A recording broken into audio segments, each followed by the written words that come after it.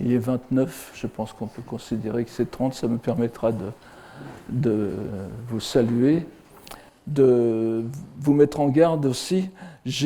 Comme vous voyez, j'ai donné une traduction plaisante au terme de philologie, aimer le verbe.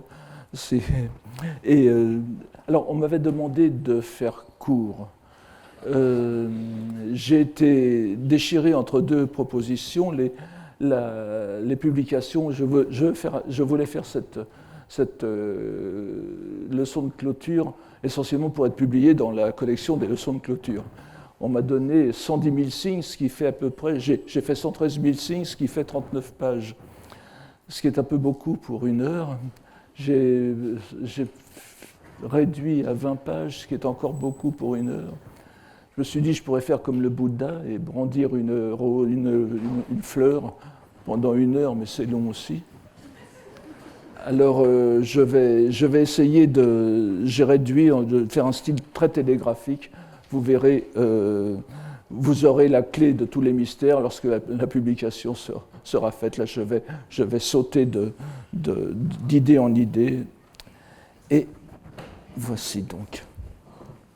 Alors, chers collègues, chers amis, tout d'abord, que notre administrateur, le professeur Thomas Römer, soit très chaleureusement remercié de m'avoir permis d'attendre le retour, que j'espère définitif, à une certaine liberté de circulation, avant de prononcer selon la coutume cette leçon de clôture, dans laquelle je voudrais exposer quelques réflexions sur ce que j'ai tenté de faire au cours des années où j'ai eu l'honneur d'enseigner dans cet établissement, dont l'éloge n'est plus à faire. J'avais choisi d'intituler cette chaire « Philologie de la civilisation japonaise », titre dont les deux substantifs peuvent intriguer. Pourquoi philologie et pourquoi civilisation ? Le philologue est l'ami du discours, du logos, du verbe, et n'a que très peu à voir avec le linguiste. Il me semblait en particulier que l'austère discipline qu'est la linguistique ne prenait pas pleinement en compte un phénomène majeur des cultures historiques de l'Eurasie, la persistance surprenante des états anciens de langues qui ne sont pas parvenus à supplanter totalement les idiomes modernes, appelés souvent à tort langue parlée. Au lieu de traiter cette situation comme un phénomène d'ensemble, on a tendance à la rendre insignifiante ou incongrue, en la fragmentant à l'intérieur de chaque ère culturelle, la privant ainsi de toute importance comme trait universel de ce continent. Avec les termes courants de diglossie, bilinguisme ou plurilinguisme, nous sommes très loin de ce que l'on découvre dans l'histoire culturelle du Japon, dont l'axe à la fois constant et multiforme est ce que je préfère appeler, sans prétendre à l'originalité, la dialectique sino-japonaise, ou bien, en utilisant les termes traditionnels, la relation wa-kan. Alors, j'ai mis tous les termes techniques, enfin, un certain nombre de termes techniques, comme ça, je ne vais pas m'arrêter dessus. À chaque fois, je vais simplement faire défiler cette nomenclature. La relation wa-kan, ou wa, désigne ce qui est perçu comme proprement japonais. Je passe sur l'histoire du terme qui est très longue. Et kan, l'apport culturel continental, chinois donc, médiatisé souvent par la péninsule coréenne. Je me suis cependant tenu à l'écart des interprétations occidentales, souvent anglo-saxonnes, qui tiennent absolument à avoir une relation conflictuelle dans ce rapport, puisqu'il s'agit en fait d'une relation dialectique, voire dialogique. C'est donc elle que j'ai mise au cœur de mon enquête, et la philologie, au sens où je l'emploie, a avant tout pour but de clarifier cette dialectique séculaire qui insuffla sa dynamique à la civilisation japonaise. Le terme si désuet de civilisation s'était imposé à moi parce qu'il était déjà dans l'intitulé de la chaire de mon maître et prédécesseur, Bernard Franck. Cependant, sous le coup de l'évolution rapide et inattendue des idées qui se déroulent en Asie orientale, nous assistons à présent à un débat surprenant et intéressant sur la propriété, dans tous les sens du terme, du concept de civilisation. Des voix de plus en plus véhémentes s'élèvent en Chine et au Japon pour contester la légitimité de l'acception occidentale du terme qui serait à tout jamais marquée par l'infamie de la politique impérialiste à laquelle il a servi de prétexte. Nous y reviendrons plus tard, mais il me semble bien plus commode d'inverser à mon tour les points de vue et de considérer que le terme européen de civilisation servira à rendre le concept chinois qui en fonde la traduction, le concept chinois, et la graphie chinoise qui en fonde la traduction en Extrême-Orient, c'est-à-dire le wen, ici, donc, qu'on peut prononcer en japonais bun ou mon, que j'aimerais traduire par graphème à l'origine, et qui désigne un motif ornemental avant de prendre le sens de signe écrit. C'est ce terme qui est au centre de la hiéroglossie sino-japonaise, que j'appelle sinoglossie, ou ère culturelle de la graphie Han, ou Kan. Si nous reprenons le mot wen, donc, dans l'ensemble de ses sens, où la graphie implique aussi une valeur esthétique et culturelle, nous nous trouvons alors bel et bien au cœur d'une structure qui s'approche au plus près de ce que l'on peut entendre communément par civilisation. Ce rapport entre entre philologie et civilisation ne peut qu'inviter à la comparaison avec d'autres aires culturelles, et en particulier l'Empire romain. J'y suis invité par un illustre professeur de ce collège, le regretté Paul Venn, notamment dans cette réflexion du grand amateur qu'il fut des choses japonaises. Il connaissait par cœur quelques waka dont je vais vous parler. Au tout début de sa somme sur l'Empire gréco-romain, après avoir rappelé dès les premières lignes que l'Empire qu'on dit romain fut un empire bilingue, ça ne pourra pas dire du Japon, il esquisse un curieux rapprochement que je vous donne ici, et surtout les dernières lignes, n'est-ce pas? Les Japonais occidentalisés continuent à se tenir pour Japonais et les Romains hellénisés se tinrent fièrement, etc. Pour Romains. On n'en finirait pas de discuter cette assertion provocante du grand érudit. Mais mieux vaut ici la transposer dans ce qui est à l'évidence plus facilement comparable, c'est-à-dire les rapports entre le monde chinois et le monde japonais, bien sûr plus proches chronologiquement et géographiquement que le Japon et l'Occident, en rappelant en premier lieu que la sinisation du Japon ne fut pas la conséquence d'une conquête militaire, mais le fruit d'un long processus volontaire de la part du pouvoir lettré de l'archipel. Il nous importe de comprendre comment se situait l'élite lettrée et politique japonaise dans un rapport langagier qui aurait pu être opprimant, bien que non imposé de l'extérieur, mais malgré tout fondateur d'un prestige social et instrument de tout ce qui permettait à un groupe d'hommes de légitimer sa supériorité sur d'autres. Et aussi de comprendre comment ce rapport était intériorisé. Il serait sans doute abusif de soutenir que les Japonais de ce qui correspond au Moyen-Âge occidental avaient conscience d'appartenir à une même civilisation que leurs contemporains du continent, dans le sens que Paul Venn prête aux Japonais actuels. Et cependant, je ne vois pas comment on pourrait nier que les lettrés, hommes et femmes, car aux époques fondatrices, les femmes ont peut-être joué un rôle plus fondamental encore, fussent persuadés, au Japon, veux-je dire, fussent persuadés de participer eux aussi pleinement à la sphère du wen, du monde, à la sphère sinoglossique, alors même qu'ils s'exprimaient uniquement en japonais pour ce qui est de l'oralité. C'est la mise en évidence de cette participation que l'on peut appeler philologie, laquelle consiste à éclaircir la structure voilée et non pas cachée de la langue japonaise en tant que transposition ou altération de la langue chinoise menée au long des siècles, mais selon un processus dont les prémices fut certainement implantée dès l'aube de l'histoire japonaise, que j'appelle donc philologie. Elles orientèrent la suite de façon non pas prévisible, mais au moins compréhensible, tant les éléments en présence, vous le verrez, le restèrent jusqu'au bouleversement majeur du XIXe et du XXe siècle. La philologie de la civilisation japonaise. Si c'était à refaire, comme aurait dit Jean-Pierre Desproges, je corrigerais bien volontiers l'intitulé en philologie de la civilisation sino-japonaise, ce qui serait plus explicitement conforme à mon objet, car on verra sans doute que tout en s'inscrivant pleinement dans la sinoglossie, la variante japonaise présente des particularités créatrices suffisamment frappantes pour qu'on ne puisse l'y ramener complètement. De plus, la philologie, ne l'oublions pas, sera l'enquête amicale effectuée sur cette dialectique sino-japonaise wakan, enquête amicale voire amoureuse, qui est encore très loin d'être arrivée au terme de ses potentialités. Voilà donc pour la philologie et la civilisation. Notre but a été de recentrer ces deux termes sur le domaine qui nous intéressait, de partir de ce domaine et nullement de le faire entrer dans des catégories extérieures, voire étrangères. Comment avons-nous mené notre affaire? Alors, je me permets, je vais sabrer une partie de... Excusez-moi, je vois que j'ai oublié le principal, ce qui ne m'étonne pas. Ah si, il est là. Voilà. Alors, voici la liste des 11 cours que j'ai donnés. Je ne vais pas vous les inciter dessus. Simplement, je suis partie, donc, j'ai pris à bras le corps cette évidence, presque la palissade du caractère composite de la langue japonaise. Je vous donne quelques... Ne me fais pas rire, Nicolas. Voilà, je vous donne ici la liste de quelques...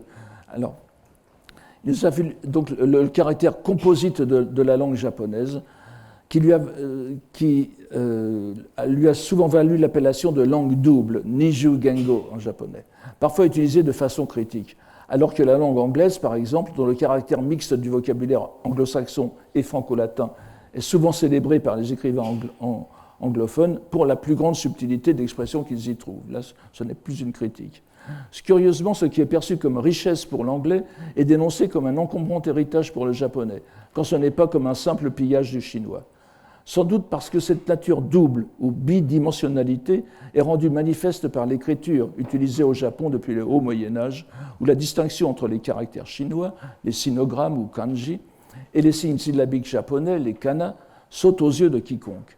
Cette bidimensionnalité est externe, visible pour tous, mais aussi interne, concernant le vocabulaire lui-même. Les sinogrammes pourront noter soit un vocabulaire japonais perçu comme autochtone, soit un lexique sino-japonais, sans que le sens ni la lecture orale ne soient forcément déductibles.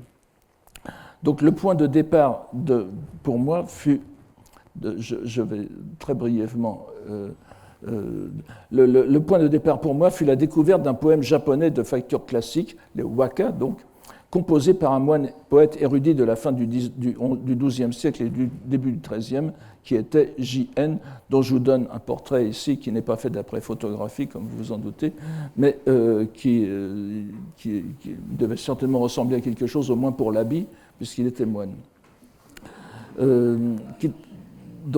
Qui est transposé en termes poétiques tout à fait traditionnels, mais avec une précision doctrinale admirable, l'un des enseignements les plus importants du Sutra du Lotus. Le sutra bouddhique, dont la traduction en chinois classique fut fondamentale dans la culture japonaise classique, tout spécialement durant l'époque de Heian, donc du 8e au 12e siècle. Je me livrais donc plus systématiquement à l'exploration d'un sous-genre de la poésie classique japonaise, le shakkyoka, ou poème à thème bouddhique, genre certes identifié par les historiens de la littérature, mais qui n'avait pas fait l'objet de travaux d'ensemble sur les rapports qu'il entretenait avec les systèmes doctrinaux. Signifiant littéralement poème japonais sur l'enseignement du Bouddha Shakyamuni, c'est le sens du premier caractère, shaku, n'est-ce pas, qui est la variation de Shakyamuni. Le premier caractère de ce composé signifie aussi, par une heureuse ou voulue confusion, exégèse ou herméneutique.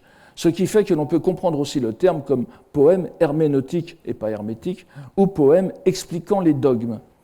Or, l'évolution et le rôle de ce genre peut être retracé tout au long de l'élaboration des recueils poétiques composés sur ordre impérial des débuts du IXe siècle au début du XIIIe siècle. Et J.N. joua un grand rôle dans le 8e et dernier de ces grands recueils. De l'époque de Heian, je veux dire, ce n'est pas le dernier puisqu'il y en a 21. En parallèle avec le développement d'une vision religieuse syncrétique fondamentale pour l'histoire culturelle du Japon, dans laquelle les divinités autochtones du Japon, les kami, devenaient les émanations des entités bouddhiques nées en Inde et transmises au Japon par l'intermédiaire des traductions chinoises. Les kami, les dieux et déesses du Japon, devenaient la transposition du bouddhisme non seulement dans le paysage japonais, dont elles étaient gardiennes et garantes, mais aussi dans la langue, car la poésie japonaise émanait d'elles. En attribuant à un dieu japonais la création du premier waka, les textes fondateurs du 8e siècle japonais établirent d'emblée la dignité intrinsèque de la langue japonaise face au prestige de la langue chinoise. Le poème japonais, le waka donc, ou bien uta, devenait ainsi l'équivalent ou le pendant du poème chinois, shi, dont l'autorité se fondait évidemment sur l'antique shujing, ou classique de la poésie, shikyo en japonais, établi près d'un millénaire auparavant. Cette affirmation du côté japonais pourrait être prise pour une déclaration d'indépendance de la culture de l'archipel à l'encontre de la continentale, mais il n'en était pas tout à fait ainsi. Il s'agissait bien plutôt du début de cette dialectique langagière sino-japonaise qui allait se développer non sur le mode de la confrontation, mais sur celui du dialogue, avec comme élément clé dans cette dynamique qui se poursuivra sur plusieurs siècles les doctrines bouddhiques qui fournirent la structure théologique au sens littéral de science des dieux et pas de Dieu, permettant d'assimiler les kami au Bouddha et de faire du poème japonais, et donc de la langue poétique japonaise, l'équivalent des énoncés scripturaires continentaux. Ce syncrétisme shinto-bouddhique fut appelé base foncière et traces descendues, ou bien originelle et vestigielle, comme je dis ici, et en japonais, donc Honji Suijaku. Structure grandiose où les divinités bouddhiques se trouvent intégrées dans une théologie bouddhique et deviennent la projection sur le sol japonais des entités indiennes, ou plutôt indo-chinoises, que sont les Bouddhas et Bodhisattvas. Donc c'est à peu près le point de départ, et on peut dire, pour résumer ces 11 chapitres, que du 1er au 7e cours, ça a été une sorte de propédeutique pour apprendre à lire et déchiffrer cette relation, pour arriver à ce qui devait être le couronnement de l'enquête, le 8e cours, n'est-ce pas ? Le 8e cours, en passant par le 3e, l'ésotérisme de la langue de Kukai. Ça, c'est aussi un texte extrêmement important, puisqu'il était consacré à l'exégèse de l'un des courts traités les plus célèbres du grand moine que fut Kukai, qui n'a rien à voir avec la marque de vêtements, dont je traduirai ici le titre d'une façon qui me semble plus fidèle à son contenu, n'est-ce pas ? Le sens de la réalité des phonèmes et des graphèmes.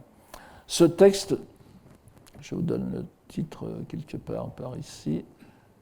Voilà. Ce texte d'une densité inouïe permet à Kukai, à travers des citations de textes tantriques indiens, traduits relativement récemment à l'époque en chinois, d'esquisser une théorie du langage écrit et oral et de développer une vision littéralement cosmique du signe linguistique, qu'on pourrait appeler le hiéroglyphe, qui sous-tend tous les niveaux de l'être, depuis le plan métaphysique où demeure de toute éternité le Bouddha universel, Mahavairochana, n'est-ce pas, Dainichi Nyorai en japonais, que l'on verra plus tard identifié à la déesse Amaterasu, et donc ce Bouddha, qui est reflété dans les caractères brahmiques, les bonji, c'est-à-dire l'évolution sino-japonaise de l'écriture chinoise, dont je vous donne un exemple tout à fait parlant ici. Vous voyez à gauche l'une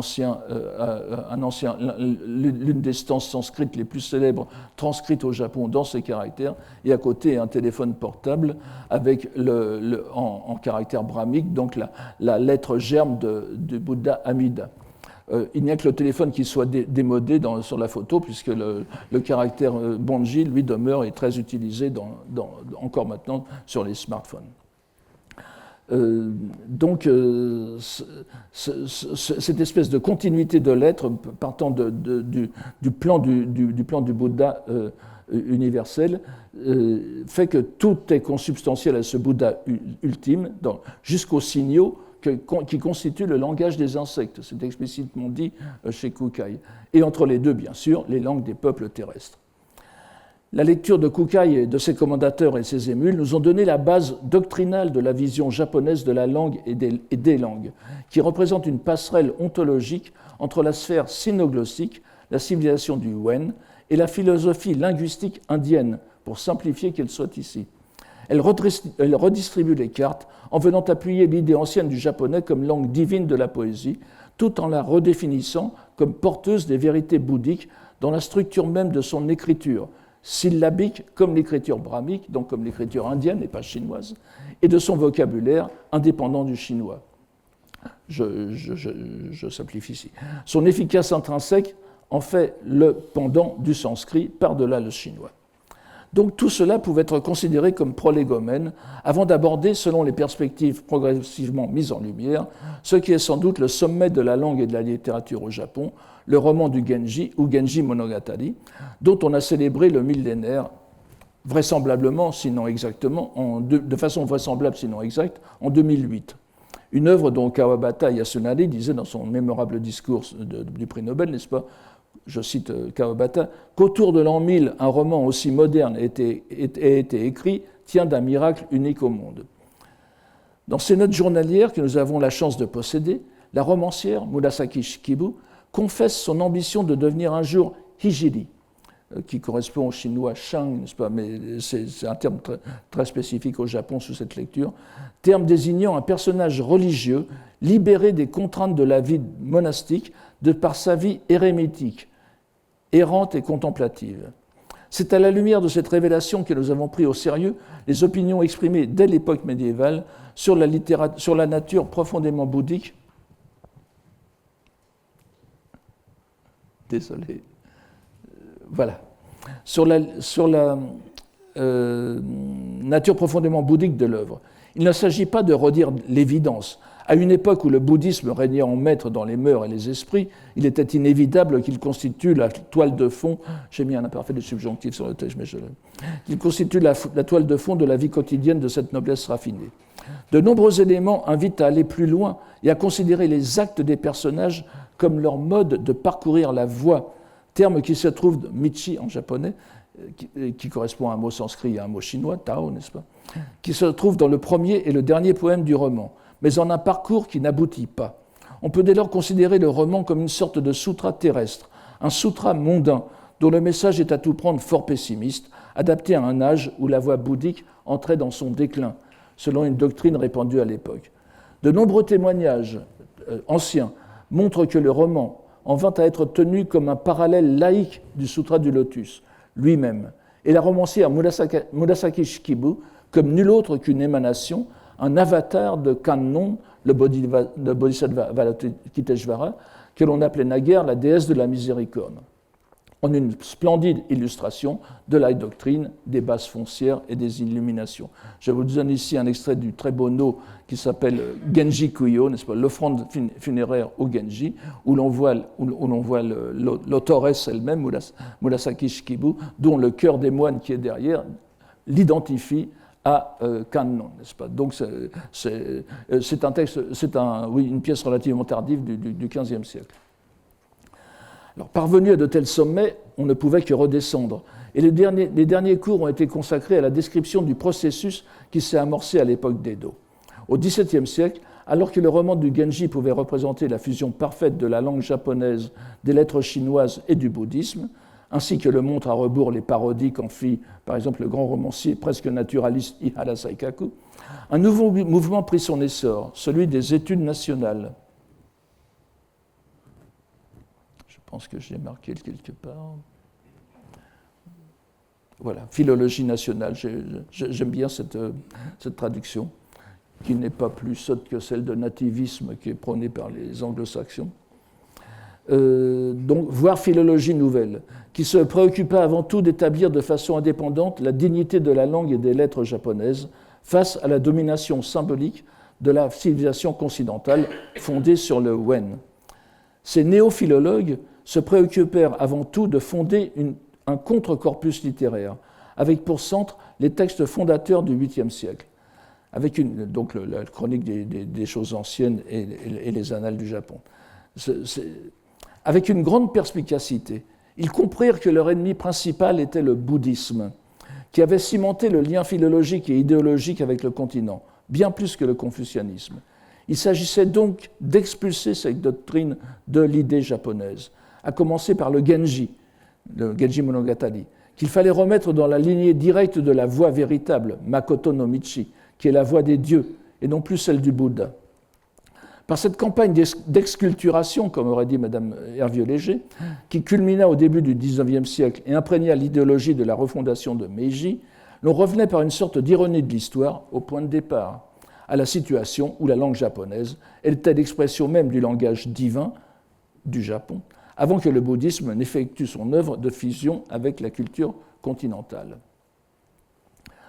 On s'apercevra sans doute que notre enquête ainsi résumée présente au moins la cohérence de la tautologie en mettant en évidence dans le point d'arrivée qui se trouve être le départ du bouddhisme tenté au XIXe siècle, la réalisation de ce qui était en puissance dans le point de départ, ce que l'on pourrait appeler le contrat langagier, instauré au moins tacitement dans la chronique des faits anciens comme dans les annales du Japon, grâce au premier waka, ou poème classique, émis par un dieu autochtone, le dieu Susanoo no Mikoto. Alors qu'il n'y avait au début qu'un corpus très restreint de moins de 200 pièces, où la forme classique était déjà dominante, On peut dire que ce noyau inamovible, posé d'emblée comme échappant à l'influence culturelle continentale dans les pages les plus anciennes de la littérature japonaise, sera le point central de référence, le maître de la dialectique Wakan. Il existe dès les textes fondateurs un trait essentiel qui ne paraît pas devoir être séparé de la création poétique. C'est que les noms divins, la théonymie et la toponymie, il y a beaucoup de grec dans cette lecture, je suis désolé, et la toponymie divine et terrestre, primordiale, sont presque entièrement constitués sur des vocables d'origine purement japonaise. Vous ne voyez pas les guillemets, mais ils sont, c'est ce qui est considéré comme purement japonais, indépendamment de l'étymologie historique, qui, bien que notés en caractère chinois, sont lus en lecture explicative et jamais phonétique. Nous voyons ainsi dès l'origine un purisme linguistique qui ne peut être considéré comme fortuit, formant un socle langagier vierge qui attendait en quelque sorte d'être comblé. Et cela dans un cadre théologique au sens propre, c'est-à-dire de discours sur les dieux. On comprend que les néophilologues d'Edo pourront reprendre ce cadre idéal en le remettant dans son contexte non continental originel, du moins conçu non continental par ces crypto-théologiens. Mais dès la seconde moitié du 8e siècle, se dessinait un mouvement langagier dont les conséquences ne seront autres que l'histoire que nous avons suivie le long de nos cours. Le très ancien temple bouddhique de Nara, le Yakushiji, dédié au Bouddha maître des remèdes, Baishajia-guru en sanskrit, Yakushi Nyorai en japonais, Yakushi Butsu, conserve de cette époque, gravés sur pierre, 21 poèmes, donc la seconde moitié du 8e siècle. Je vous en donne ici un fragment. Conserve de cette époque gravés sur pierre 21 poèmes célébrant les empreintes du pied de Bouddha laissées sur le roc. Je n'ai pas mis les empreintes des pieds qui ne sont pas très réalistes.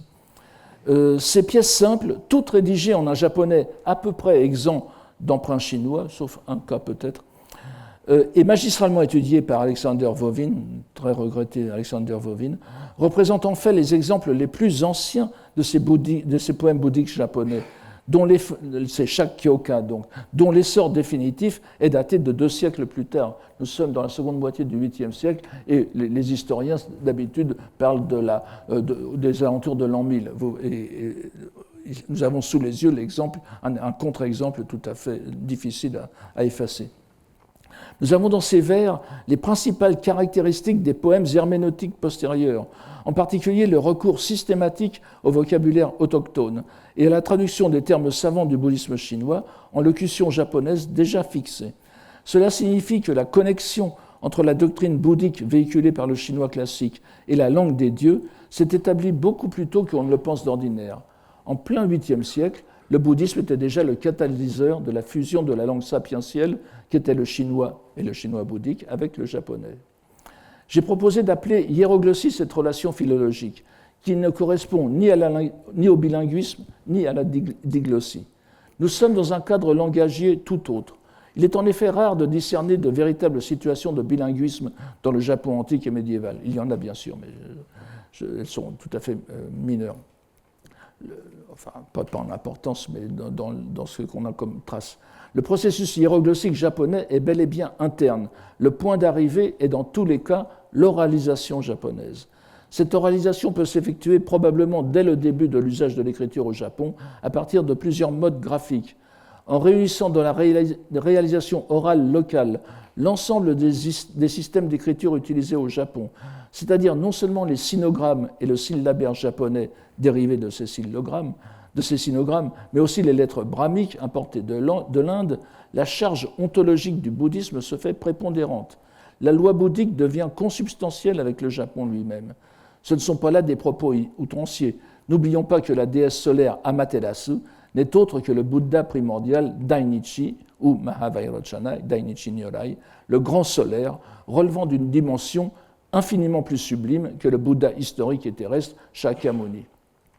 Dans une telle perspective, la vision unitaire des 10 niveaux de l'être prônée par Kukai et par les docteurs de la branche ésotérique de l'école rivale de Kukai, celle du Tendai, se reflète dans la langue et l'écriture, les deux concepts étant peu différenciés dans la civilisation du Wen. Certes, mais aussi dans toutes les dimensions de l'être japonais, humain et géographique. Le terme de hiéroglossie désignant la complexité des relations langagières entre le Japon et ses sources continentales me semble plus apte à rendre compte des faits de langue, mais j'avais pensé aussi employer le terme plus courant de hiérologie. Il apparaît cependant que la hiérologie, que je traduirais par discours sur le saint ou le sacré, fondé sur des doctrines et des croyances religieuses, est sans doute pertinente pour analyser la relation qui s'est établie au Japon entre les dieux, les Bouddhas, la langue et la civilisation, mais son extension dépasse les faits langagiers, tout en étant dans leur prolongement direct.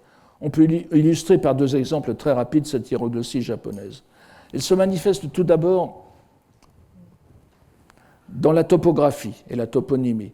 Les poèmes religieux du Japon les poètes religieux du Japon contemplent les paysages qui leur sont familiers à travers le prisme des textes canoniques, et chinois aussi dans un autre domaine. Nous le voyons à satiété dans la poésie herméneutique lotusienne, fondée sur le Sutra du Lotus, où le haut lieu de l'école Tendai, le mont Hiei,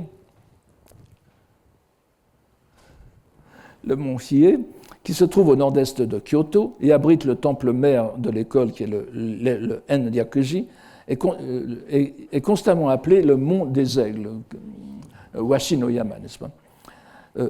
Transposition poétique en japonais, puriste, donc entièrement japonais, du terme chinois lu en japonais Ryojusen.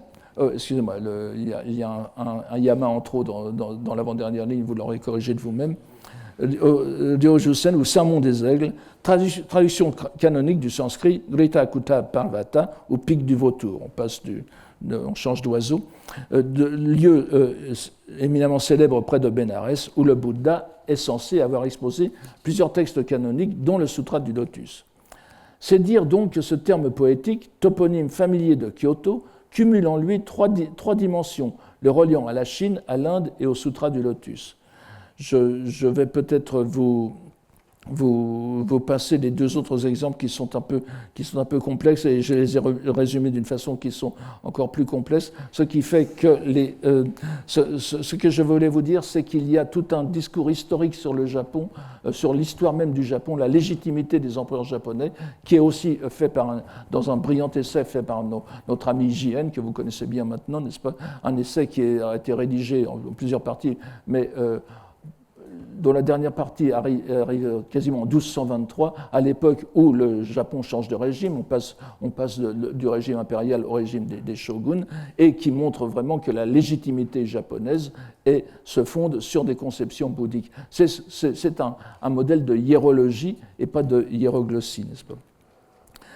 Nous voyons donc que hiéroglossie et hiérologie diffèrent assez nettement, la seconde s'appuyant forcément sur la première.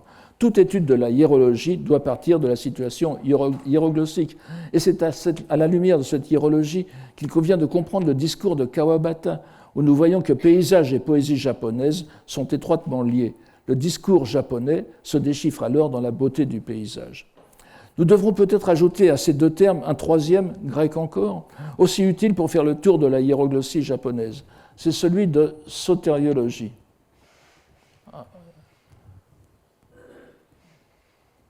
Non, excusez-moi, je ne...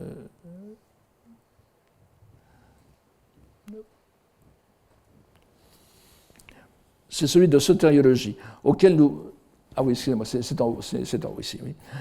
Auquel nous donnerons le sens plus étymologique, donc de verbe salvifique, logos, sauveur, c'est-à-dire de la capacité qu'a la langue ou le discours religieux d'assurer le salut de qui y a recours. Cette dimension de la hiéroglossie japonaise, telle que nous avons tenté de la décrire, est en effet primordiale.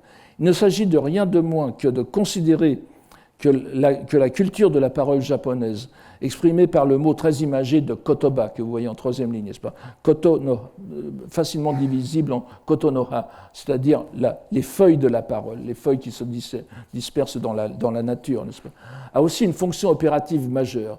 Cette idée découle tout naturellement des idées exposées par Kukai, mais aussi de l'élaboration des grands scoliastes de l'école Tendai, et puis bien évidemment de J.N., toujours lui. En résultat, a pu être hardiment posée l'égalité complète que l'on retrouve très souvent exprimée au Japon dans ces termes, entre la voix de Bouddha, Butsudo, n'est-ce pas, Hotoke no Michi, et la voix de la poésie japonaise, Uta no Michi, et pas du poème chinois, qu'elle soit ou non cette voie de la poésie, donc, peut ou ne pas être explicitement bouddhique. C'est la poésie en elle-même dont l'efficacité n'est pas différente de celle des formules liturgiques bouddhiques que sont les mantras et les dharanis. Ce sont les dernières lignes ici. Cette conception sotériologique du verbe... Oui, excusez-moi, donc le poète japonais donc, est un ascète, c'est-à-dire un hijiri, un pratiquant de la voix non régulier, comme Murasaki Shikibu, la romancière. Cette conception sotériologique du verbe japonais s'est donc façonnée dans le rapport de la poésie avec la doctrine bouddhique. Elle trouva une dimension nouvelle et inattendue dans la philologie nationale de l'époque d'Edo. L'un de ses fondateurs, Keiichu, qui est mort en 1701, était à l'origine un moine de l'école Shingon, l'école ésotérique donc fondée par Kukai. La deuxième ligne avant la fin. Ses premières études de Keiichu portaient sur la prononciation des formules sanskrites et des termes bouddhiques, avant qu'il ne s'en détourne pour se consacrer à la voix des dieux, au Shinto, qui était la véritable voix du Japon, Makoto no Michi. Or, la dénomination même de l'école ésotérique, Shingon, terme signifiant littéralement parole véritable, qui est la traduction sino-japonaise du sanskrit mantra, si on la lit non plus en lecture phonétique, mais en lecture explicative, devient Makoto, c'est-à-dire la parole véritable, qui veut dire aussi la vérité, tout simplement. Donc il y a un jeu de mots qui se trouve chez certains auteurs entre Shingon et Makoto, c'est-à-dire que la parole Shinto devient l'équivalent des dharani bouddhiques. En plus, c'est expliqué aussi dans d'autres formules, mais celle-ci est peu reconnue, mais elle existe. Donc, un retour à Kukai, donc, vous voyez. Cette correspondance singulière est un exemple frappant de la dialectique sino-japonaise, de cette symbiose du wa et du kan, qui a informé l'histoire intellectuelle et littéraire du Japon dans le cadre de la civilisation sinoglossique, la civilisation du Wen. Elle s'est cependant épanouie en une hiéroglossie, une hiérologie et une sotériologie, dont l'étude en profondeur restera encore longtemps à faire avant d'en épuiser l'originalité. Il était naturel de chercher dans d'autres aires culturelles le reflet de la singulière situation langagière que je trouvais au Japon. Il suffit d'élargir le regard aux civilisations voisines pour que, sans bien sûr trouver d'exacts parallèles, se découvrent des évolutions dont les grandes étapes peuvent être spontanément comparées à notre dialectique sino-japonaise. Ces autres civilisations posent les mêmes questions. Les évoquer ici sera montrer l'ouverture que je voudrais esquisser dans cette leçon de clôture.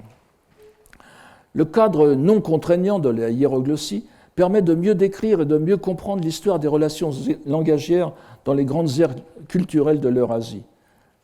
Pas que là, bien sûr, mais il faut savoir se limiter.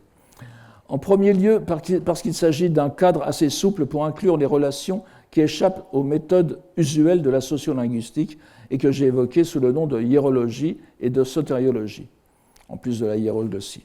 En second lieu aussi, parce qu'il permet de ne pas céder à un penchant qui se retrouve souvent dans les travaux influencés par l'univers anglo-saxon, où ces relations sont évoquées en termes de conflits, de rivalité, d'oppression, etc.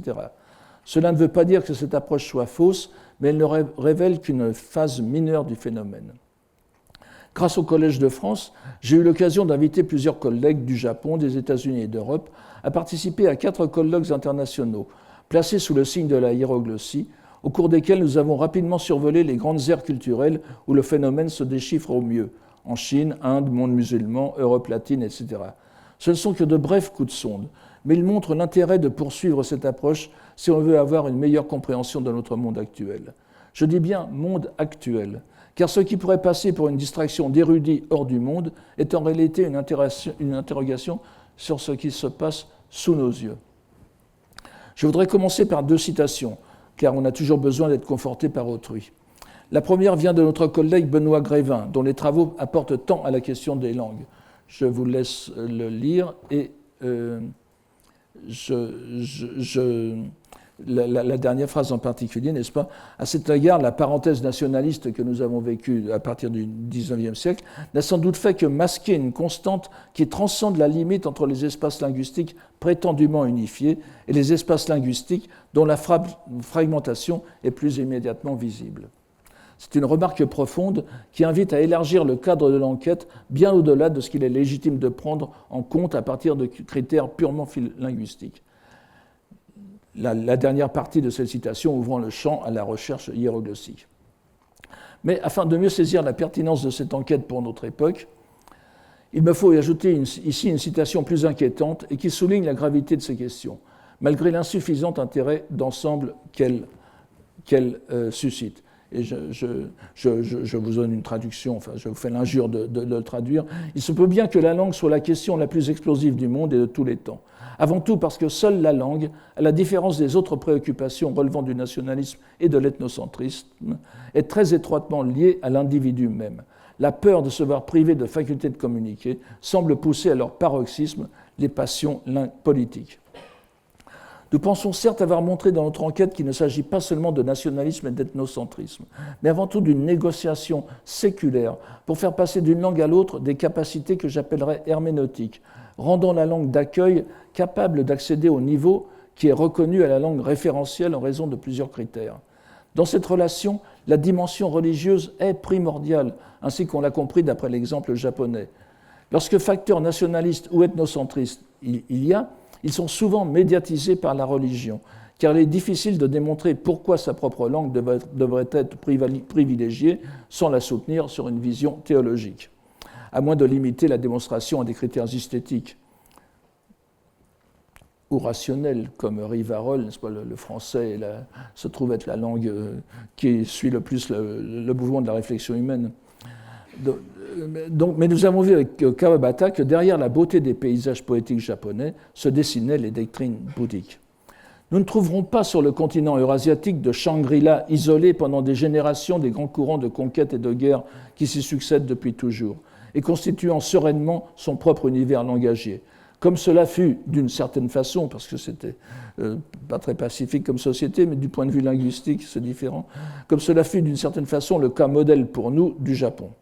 C'est pourquoi la configuration hiéroglossique est beaucoup plus complexe et sur le continent et présente un domaine où prime la dimension agonistique. La matière est immense, et cette immensité nous oblige à la concision. Nous illustrerons donc la hiéroglossie hors de la sphère sino-japonaise par deux épisodes qui semblent exemplaires à la fois de la hiérarchie des langues fondées sur les religions et du caractère, alors un peu de grec encore, et du caractère en même temps polémogène et irénogène de ces rapports. La proximité de ces situations avec celles que nous vivons ne nécessitera aucun développement superflu, mais certainement quelques réflexions. Notre première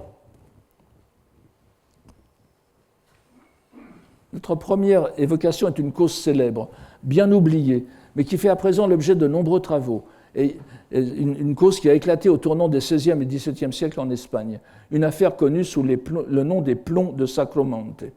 On me permettra d'être bref sur les circonstances exactes du contexte. Je donnerai les références dans la petite publication. Mais les historiens semblent s'accorder sur le fait qu'elle est une conséquence de la terrible guerre dite des Alpujarras, qui s'est déroulée de 1568 en 1571, laquelle éclata, en parfaite illustration de la citation de Brighton que nous venons de faire, en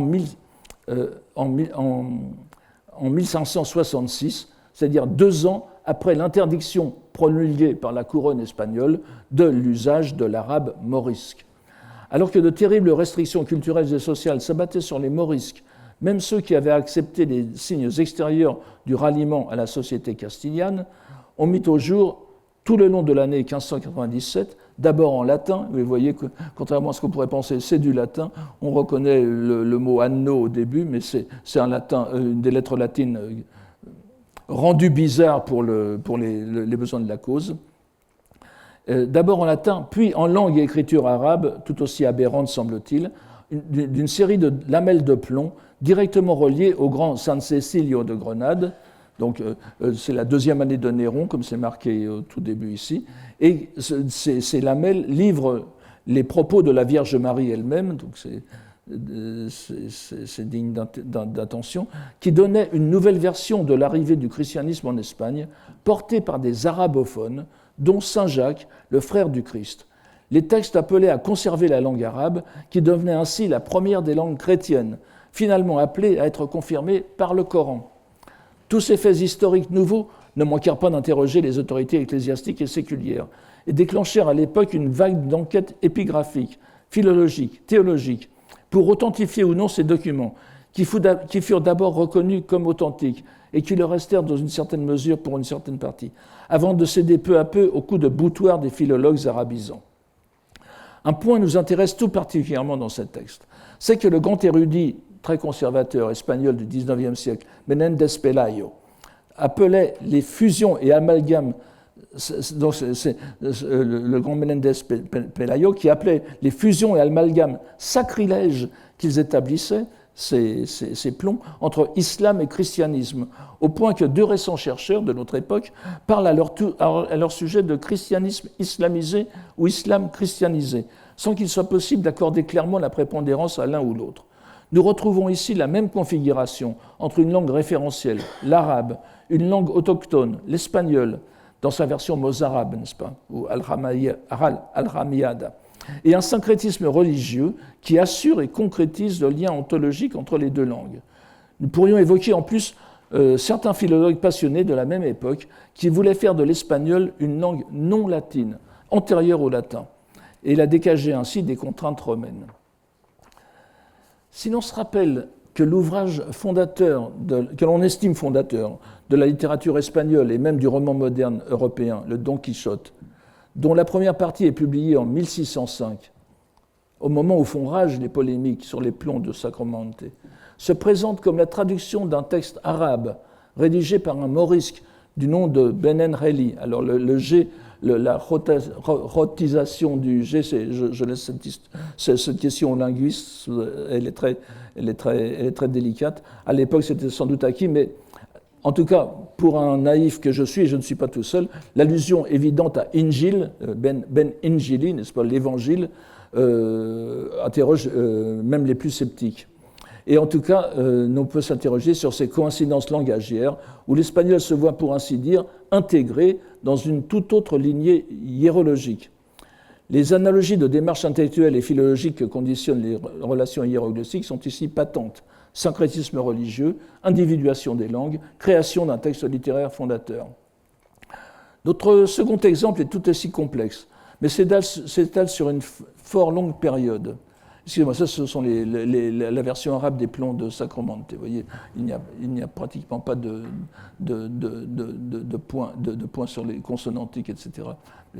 Alors, voici une très belle image. Donc, il s'étale sur une fort longue période, des environs de l'an 1000 à nos jours. Nous partirons de l'idée fondamentale du grand slaviste italien, Riccardo Picchio, mort en 2011, qui avait divisé l'ère des langues slaves en deux grands domaines. Les amateurs de bière pourront y trouver une ambiguïté, mais appelé par lui donc Slavia orthodoxe et Slavia romaine, au sens d'église romaine, puis d'ailleurs Slavia latine. Il est singulier que le linguiste hors pair que fut Picchio ait eu recours à cette distinction religieuse pour définir son sujet. Elle est loin d'être admise par tous ses collègues d'ailleurs, et qu'il l'ait, semble-t-il, suivi tout au long de sa carrière de chercheur. On a émis des réserves sur la pertinence d'établir une Slavia latine en regard de la Slavia orthodoxe, car ce domaine apparaît beaucoup moins cohérent et moins fermement structuré autour d'un axe langagier, ce qui est vrai et très important. La cause en est claire, c'est que la Slavie latine est avant tout un réseau hiéroglossique centré sur la tradition romaine, hors du slave donc, et fondée sur la vulgate latine de Saint Jérôme. La dissymétrie de surface provient d'une symétrie plus profonde où la langue référentielle est déplacée vers l'ouest, du grec vers le latin papal.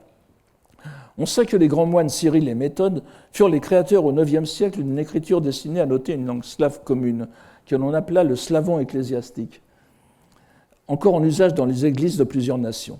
Cette écriture permit de lancer le grand œuvre de la traduction complète des Écritures et d'inaugurer une riche littérature religieuse influencée par la tradition grecque byzantine. Mais cette unique langue slavone fut notée à l'aide de deux alphabets entièrement différents, dont on ne sait pas encore, malgré une tendance se dessine, de façon formelle, lequel fut créé par Cyril et Méthode. L'alphabet cyrillique, d'une part, que nous connaissons, et l'alphabet glagolitique de l'autre, dont je vous donne un exemple ici. Le slavon ecclésiastique, comme hiéroglosse de l'orthodoxie slave, fut noté de plus en plus systématiquement à l'aide de l'alphabet cyrillique jusqu'à nos jours, tandis que ce même slavon, noté par le glagolitique, finit par être l'apanage du rite catholique, en particulier croate, mais aussi cultivé auparavant en Bohême. Il lui manquait en cette qualité un saint patron. Or, nous avons en France même un monument tout à fait intrigant d'une aventure hiéroglossique que nous pourrions définir, en nous appuyant sur des travaux récents, comme une tentative d'ajouter, au moins symboliquement, une troisième langue sacrée et sapientielle à l'Europe, après le grec et le latin, en reliant le slavon à un personnage qui a priori en était fort éloigné, nul autre que saint Jérôme, dont l'œuvre magistrale, autour de l'an 400, donc, avait déjà concilié la version grecque de la Bible, la Septante, avec l'Hebraïca Veritas, pour donner naissance à ce qui devint la Vulgate, le texte fondamental de l'Europe latine. Bien qu'originaire de Dalmatie, de la côte adriatique, donc, Jérôme n'aurait pu à cette époque se prévaloir d'origine slave ou de connaissance d'une langue slave, ce peuple étant arrivé plus tard dans la région.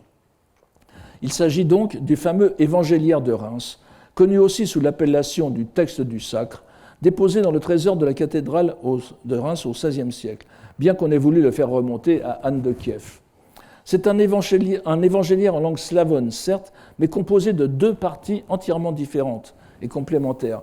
La première en écriture cyrillique et la seconde en écriture glagolitique. Cette réunion improbable n'est pas fortuite, mais semble avoir été réalisée au terme d'un travail de recherche spécial commandité. L'évangéliaire a une longue histoire qui semble commencer au monastère alors appelé Saint-Jérôme à Prague au XIVe siècle, passer par Byzance et aboutir à Reims où une légende aussi tenace qu'infondée voulait qu'il fût exposé sur l'autel lors du sacre des rois de France. C'est une symbolique que l'on s'explique mal, n'est-ce pas ? Une historienne, Mme Julia Verchodantsev, montre de façon très convaincante que nous avons ici le résultat d'un travail de syncrétisme conscient d'ordre religieux, bénédictin puis jésuite, pour remettre dans la mouvance catholique le slavon ecclésiastique, dont le prestige en Slavia orthodoxa était intangible. Il manquait au glagolitique, répandu dans les milieux slaves catholiques, un patron tout aussi prestigieux, qui aurait pu dépasser saint Jérôme.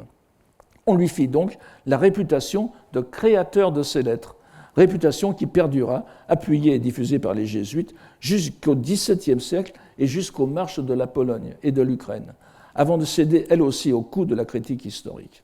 Ici encore, il s'agit d'une tentative de sauvetage d'une langue, comme pour l'arabe des Morisques, en la mettant sous un patronage syncrétique, la propulsant au niveau de ses concurrents.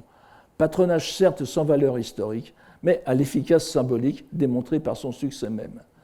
Le cadre suffisamment vaste de la hiéroglossie permet d'accueillir ces divers aspects de la philologie pour retrouver par-delà les aires culturelles des attitudes étonnamment comparables, je ne dis pas identiques, mais comparables, dans l'évolution des rapports entre les langues, et nous invite à en poursuivre l'étude avec enthousiasme. J'arriverai sans doute à garder l'horaire. Les progrès étonnants de la traduction automatique des langues laissent entrevoir un avenir radieux. Si l'histoire suivait une voie prévisible, ce devrait en être fait de la malédiction de Babel. Chacun parlerait sa langue, et pourtant il n'y aurait plus d'incompréhension. Toutes les langues et tous les dialectes seraient non seulement préservés, mais utilisables en toute situation. Même l'anglais pourrait voir disparaître son caractère d'indispensable langue de communication. Ce serait alors l'occasion pour les langues de cultiver ce qu'elles ont chacune de singulier et d'unique, présentant non seulement une vision du monde particulière, mais surtout l'expression propre d'une pensée structurant ce monde. C'est cette idée que je trouve dans une citation souvent répétée, dans un ouvrage que j'ai trouvé à l'origine dans un ouvrage du très regretté Charles Mopsic, c'était Les Clés pour la Torah, reprenant un propos marquant d'Eli Ben-Abozek, rabbin du début du XXe siècle. Je vous invite simplement à lire les dernières phrases, enfin à lire cela, et je répète simplement les dernières phrases. Chaque nation posséderait donc non seulement sa langue spécifique, mais en plus un aspect particulier de la Torah. Nous sommes ici aux antipodes de la traduction automatique. Le but recherché en est même l'exact contraire. car les immenses progrès de ces 20 dernières années ont été rendus possibles pour une raison somme toute simple, c'est que le monde entier dit désormais à peu près la même chose. Nulle meilleure illustration de ce fait que les traductions données dans les idiomes les plus divers du premier article de la Déclaration universelle des droits de l'homme, que peuvent signifier des termes comme droit, dignité, raison, conscience, fraternité, du premier article, en Aïnou par exemple. Il ne s'agit pas de traduction à proprement parler, mais de l'implantation de notions occidentales dans une langue qui n'y est nullement préparée. La traduction mécanique devient alors possible puisqu'on assume que les sens précèdent les mots. La traduction devient la transposition d'un sens unique en une variété d'expressions. Tout autre est l'idée du rabbin Ben Amosek. L'utilité des langues est de révéler ce que ne dit pas le texte original. Cette fois, il s'agit de la traduction comme apocalypse herméneutique. Et l'on voit ici l'analogie qui existe entre le texte scripturaire bouddhique et son développement poétique japonais, tel que nous avons essayé de le mettre en lumière. Et si nous mettons ce texte de Ben Amosek en parallèle avec ce texte du début de la pharmacie de Platon de Dérina, nous voyons qu'il y a encore du travail pour la traduction automatique. C'est dans cette nouvelle et infinie dimension que pourra se déployer la philologie telle que nous voudrions l'entendre, comme étude des possibilités singulières de chaque langue dans la relation hiéroglossique qu'elle entretient au sein d'un réseau de langues.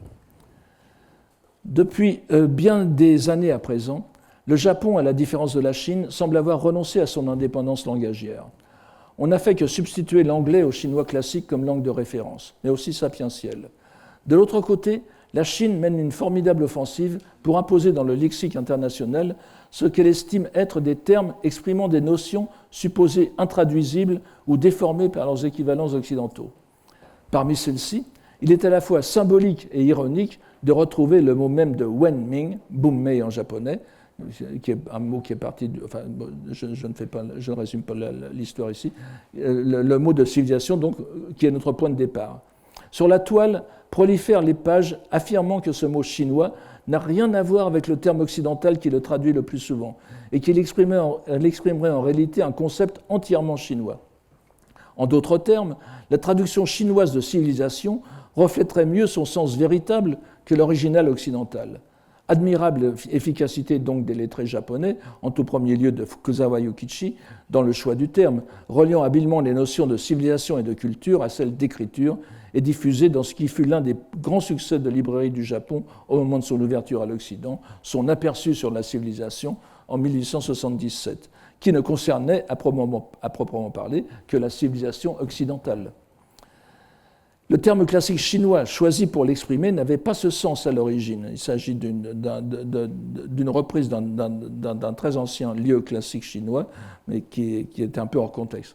Mais comportait opportunément le sinogramme wen, ou graphème, qui nous préoccupe tant. Ce qui fait que l'on propose à présent très sérieusement d'utiliser le terme chinois de Wenming dans les langues occidentales. Nous voyons ainsi que dans l'ère nouvelle qui se dessine, où la communication internationale immédiate atteindra un niveau d'efficacité encore impensable il y a peu, en même temps qu'elle sera en mesure d'assurer un rôle d'uniformisation de la pensée et de son expression que bien des dictateurs n'auraient osé rêver, cette utopie réalisée ouvre malgré tout une perspective optimiste sur cette philologie nouvelle que certains appellent de leur vœu. Elle devra être plus que jamais attentive à l'histoire, à la diversité des langues et des pensées, des croyances et des littératures, qu'elles soient orales ou écrites, mais elle se devra aussi, comme l'un de ses devoirs les plus fondamentaux, de présenter au peuple, au pluriel, des différentes aires culturelles réunies par un même réseau hiéroglossique, les richesses dont ils disposent et qu'ils partagent avec leurs voisins. En ce cycle de 12 ans, d'une année du lapin à l'autre, commencé en 2011 par un tremblement de terre, un raz-de-marée et une catastrophe nucléaire frappant le Japon en une funeste succession, nous avons assisté à une escalade inimaginable d'événements qui laisseront certainement des traces encore plus profondes. La question que Paul Venn soulevait reste intacte, savoir si les Japonais se situent encore intellectuellement et culturellement dans l'orbe sinoglossique ou non. Quel est le degré de proximité, voire de solidarité qu'ils ressentent à l'égard de leurs voisins immédiats, lesquels le resteront encore un certain temps? Retrouveront-ils la continuité philologique qui a caractérisé leur histoire? Nous avons tenté d'en mettre en évidence les liens profonds, plus ou moins cachés, qui ne faisait pas que relier le chinois et le japonais, mais qui avait en réalité conditionné l'évolution de la langue, de la pensée, des lettres japonaises. Il s'agit d'une occupation moins futile qu'on pourrait le penser. Je voudrais, pour conclure, apporter un exemple qui illustre ces liens consubstantiels, tout en espérant qu'il n'augure rien de la suite des événements. Il s'agit d'un événement en 2 épisodes, assez connu des historiens, toujours véhémentement débattu aussi, et que je me garderai bien de trancher. Je ne suis pas fou. Je me contenterai de reprendre les faits sans tenter de les interpréter. On y retrouvera tous les éléments qui sont à l'origine de notre enquête. En 1904, en pleine réunion du cabinet japonais qui devait débattre de l'entrée en guerre contre la Russie tsariste, l'empereur Meiji, poète passionné qui a laissé un grand nombre de poèmes waka, tenu en principe à assister aux réunions sans pouvoir lui-même intervenir, étonna le Premier ministre de l'époque en lisant de façon tout à fait impromptue un poème classique, un waka, donc encore et toujours, n'est-ce pas, de sa composition, que l'on peut traduire ainsi. « Entre les 4 mers, tous sont frères, estime le monde. Comment alors les tempêtes devraient-elles s'y déchaîner ?» C'est le waka que je mets en première ligne. Tout Japonais de l'époque aurait reconnu dans les 2 premiers vers une transposition d'un célèbre passage des Entretiens de Confucius, c'est pas, que je traduis très littéralement, puisque c'est la Vulgate sur laquelle poétait l'empereur, si j'ose dire. Entre les 4 mers, donc entourant la Chine, tous sont frères. Laissons de côté le contexte de ces citations des Entretiens. Toujours est-il que le cabinet resta stupéfait. Mais qu'avait voulu signifier l'empereur par un poème reprenant Confucius et dont le sens obvi était contre la guerre, question sur laquelle il ne pouvait en principe se prononcer. On connaît la suite, la guerre russo-japonaise qui inaugura une période nouvelle de l'histoire de l'Asie et du monde. L'histoire ne se répète pas, a dit quelqu'un, mais quand même. 37 ans plus tard, au mois de septembre 1941, le cabinet se réunit pour traiter de l'entrée en guerre contre les États-Unis. Et, nouvelle surprise, l'empereur Showa, cette fois, sortit de sa poche, qu'il ne l'ait pas appris par cœur, me semble bizarre, mais enfin, sortit de sa poche ce même poème de son grand-père, qu'il lut à 2 reprises. Dans les 2 cas, et dans la bouche des 2 empereurs, le poème a été généralement tenu pour une condamnation de l'entreprise guerrière, sans grand succès. Des éléments récents voudraient démontrer qu'il s'agissait bien en fait d'une intention inverse, mais on attend davantage pour en être persuadé. Retenons de cela l'essentiel. À 2 moments historiques cruciaux pour le Japon du XXe siècle, c'est la parfaite continuité de la dialectique sino-japonaise, médiatisée par le moyen d'expression poétique instauré par les dieux, qui a servi de point d'orgue pour souligner la gravité de la situation et tenter d'influer sur elle. Il n'échappera à personne qu'en ce premier quart du XXIe siècle, le Japon se trouve proche d'une situation similaire. Plus que jamais, la dialectique sino-japonaise se trouve mise à l'épreuve dans une configuration réelle et non hypothétique. Il s'agira à présent pour la sphère sino-glossique de déterminer à laquelle des 2 acceptions de civilisation elle voudra se conformer, en espérant qu'il n'y aura pas de 3e ou 4e occasion de citer ce poème. Prendre pleinement conscience de ce dilemme est le premier pas qui permettra de redonner au verbe sa liberté. Et je vous remercie.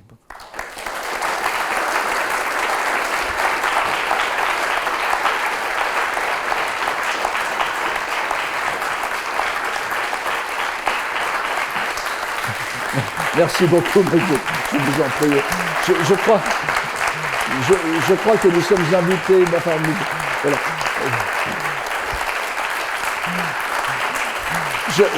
Je comprends votre joie. Je comprends votre joie à savoir que c'est la dernière fois que vous m'entendez. Merci beaucoup. Et je félicite ma petite fille d'avoir écouté avec tant de patience.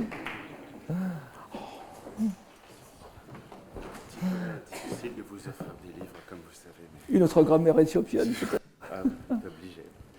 Merci beaucoup, c'est très gentil.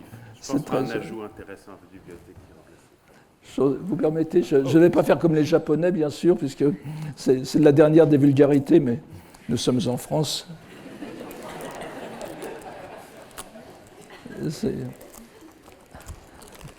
Connaissant notre ami Arthur de France.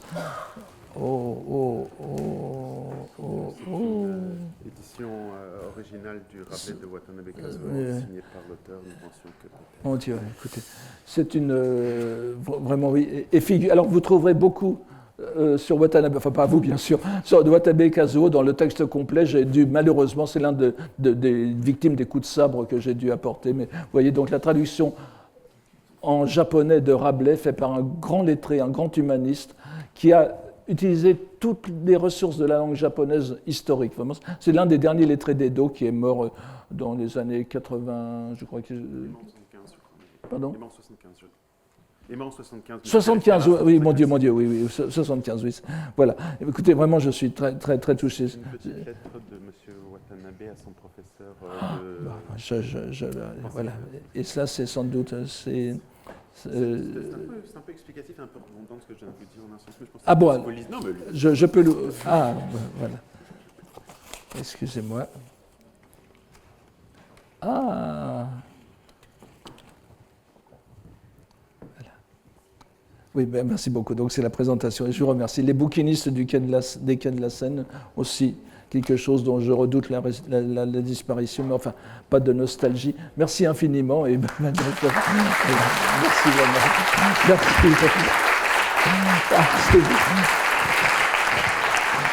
Voilà. Première étape du Tour de France. Merci beaucoup. Merci beaucoup.